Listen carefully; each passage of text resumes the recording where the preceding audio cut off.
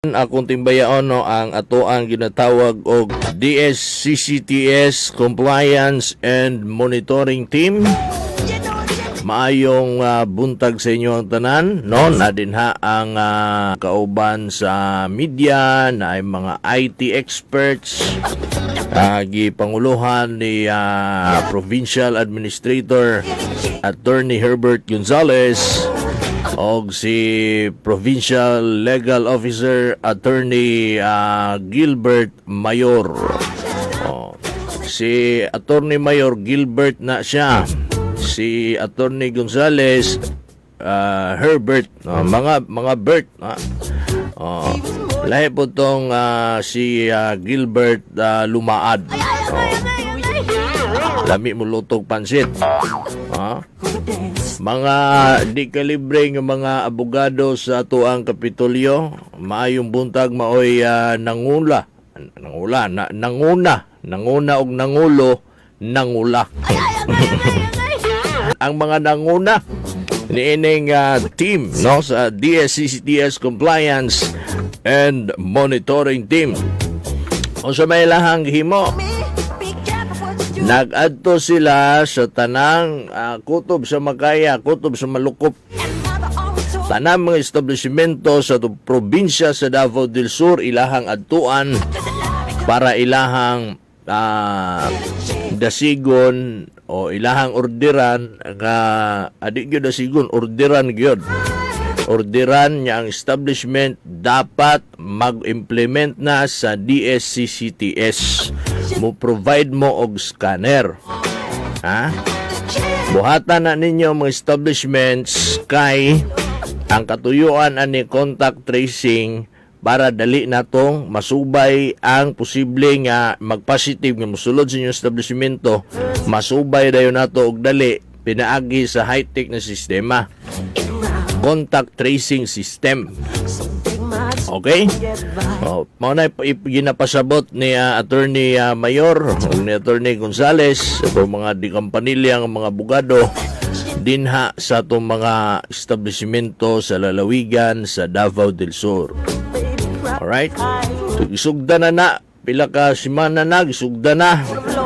O karon nagpadayon lang gihapon.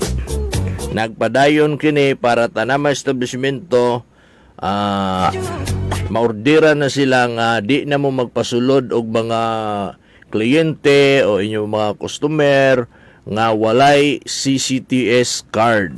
Kagahapong adlaw mga karonda din hata sa buhatan ni Provincial Administrator sa Davao del Sur, Attorney Herbert Gonzales, aron ato siyang hinabion kalabot na ining contact tracing system. Siya nanawagan in behalf sa atong ama sa probinsya, Dudo Cagas, iyahang giauhag or idasig ang tanang establishmento o tanang mga citizens nga magparehistro na tang tanan ni ining COVID-19 contact tracing system.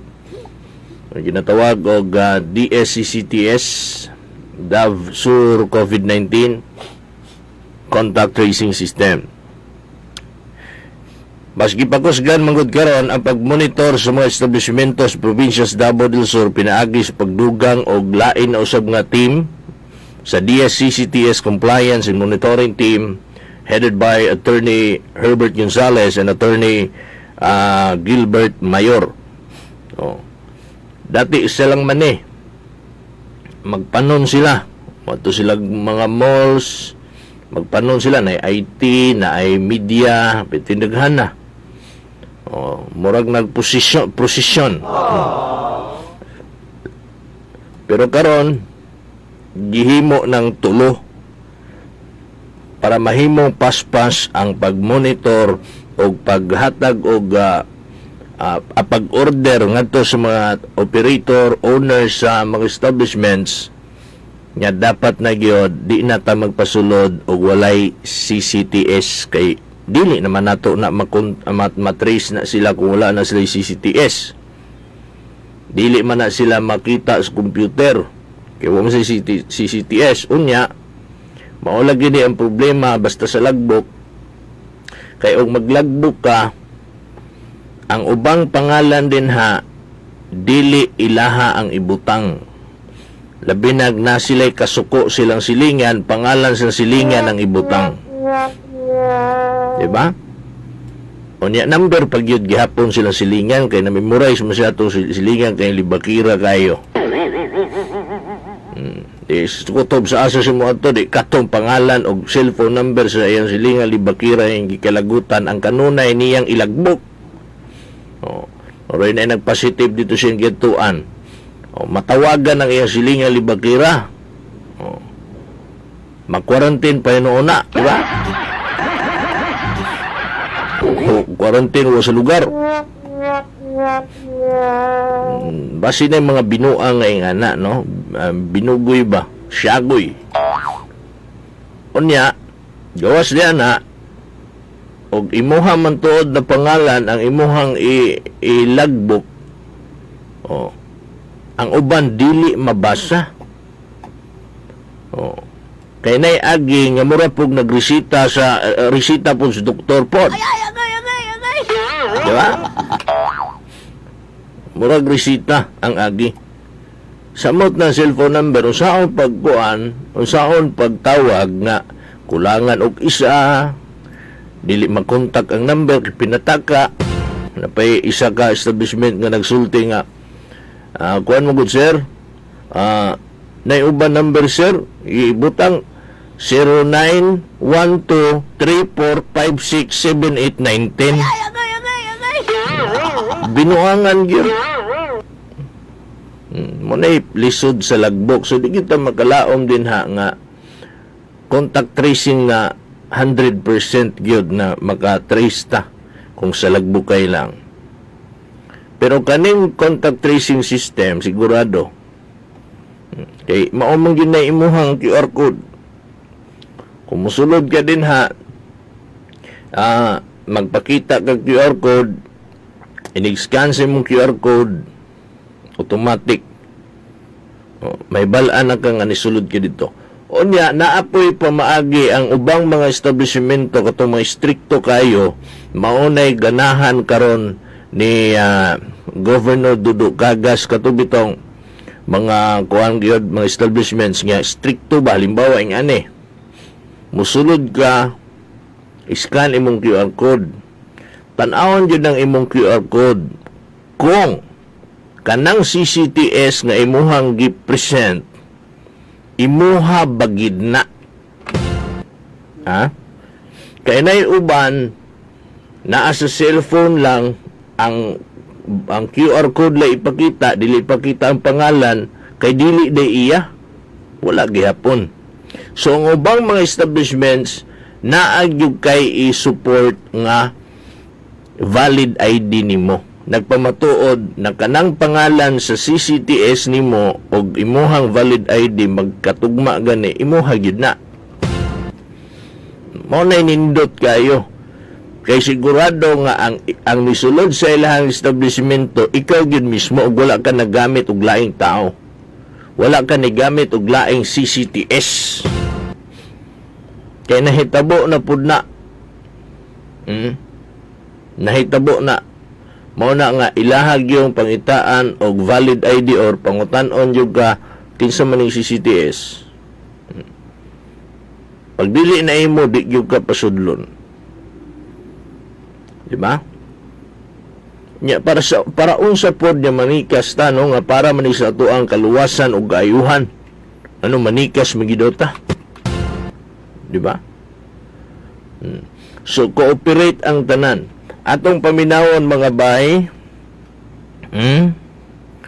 tungod kay doon na tulo ka team ang monitor sa mga establishments para pasabton ang mga owner o operators kung unsaon pagpatuman ni inilakip na ang pagpahibalo sa mga silot sa mga dili mutuman ni ini subay sa ordinansa 20-53 gikan sa probinsya sa Davao del Sur. Nga doon na silot ang mga establishmento nga dili gyud mo patuman ani.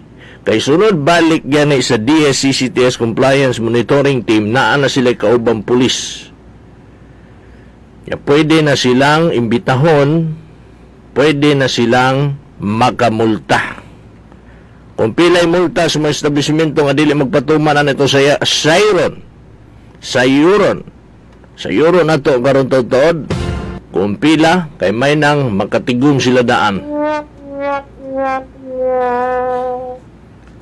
So dapat lamang mga igala nga tumano na to na dili na ta madalag hangyo diha gap so lang to sir babe sa gawin CCTV so pungo ka parehistro ingna di magparehistro ka pungkol ka ana ba, di ba? Striktuhan na nato ni. Wala kay face shield. Pag face shield sa wala kay face mask na kay face shield adili na pwede.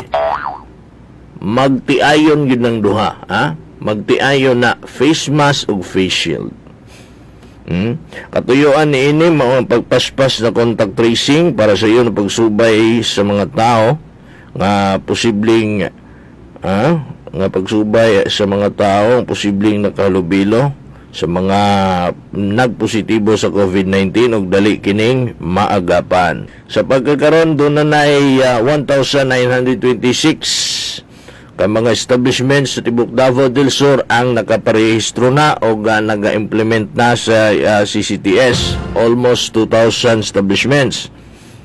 Then sa tanang mga citizens nga nakaparehistro sa DSCCTS sa tibok probinsya sa Davao del Sur, mihapak na sa 275,593. Yahaya atong nagapa-PVC bitaw kanang plastic gyud na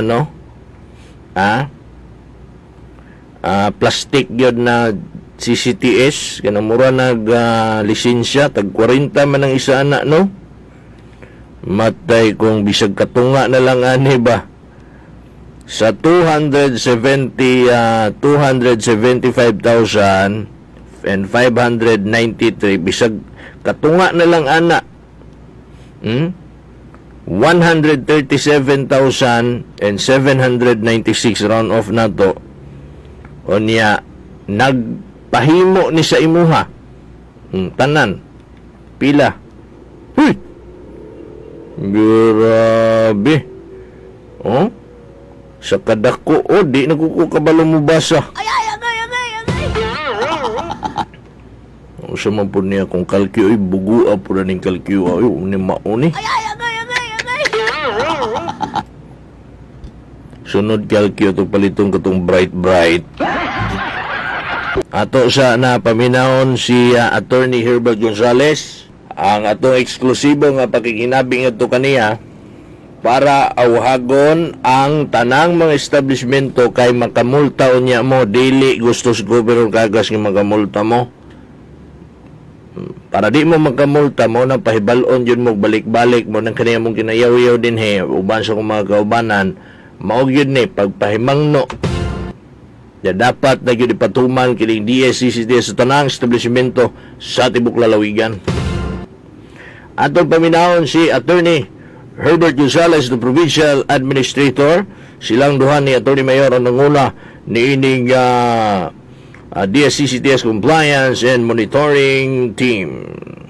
On behalf sa ato ang halangdong gobernador si Dodo Cagas, atong padayon nga hangyoon ang tanang katawhan sa probinsya sa Davao del Sur sa pagrehistro diha sa ato ang Davao del Sur COVID-19 Contact Tracing System or DSCCTS. Apil na diha ang ato ang mga establishmento nga ato ang iparehistro ang ato ang tagsa-tagsa ng mga gambalay sa ato mga establishmento, pribado o gobyerno aron ato ang matabangan ang kasamtangan kampanya sa atong gobyerno sa probinsya kalabot niining COVID-19 nga padayon natong gigbatukan. Ang tinguha sa gobyerno nga aduna kitay effective nga contact tracing system nga mao ni karon ang atong gi-establisar pinaagi sa Provincial Ordinance number 20-60. Gihangyo sa ato ang gobernador ang tanang katawhan na magrehistro, apil ang mga establishmento magrehistro ug gawas sa pagrehistro ang mga establishmento giawhag usab nga mag-scan sa tanang mga customers, mga kliyente nga mosulod diha sa ato ang tagsa-tagsa ka mga ganghaan aron makakontribute kita sa ato ang mga frontliners aron mapadali ang mga contact tracing activities o makontain nato ang pagkuyanap sa sakit nga COVID dinhi sa atong probinsya sa Davao del Sur. Daghang salamat sa inyong kooperasyon. Ang atong gobernador nang hinaot sa inyong full cooperation aron kitang tanan mabulahan niining ato ang paningkamot no sa pag control niining pagkatag sa COVID-19 dinhi sa atong probinsya. Daghang salamat ug maayong hapon.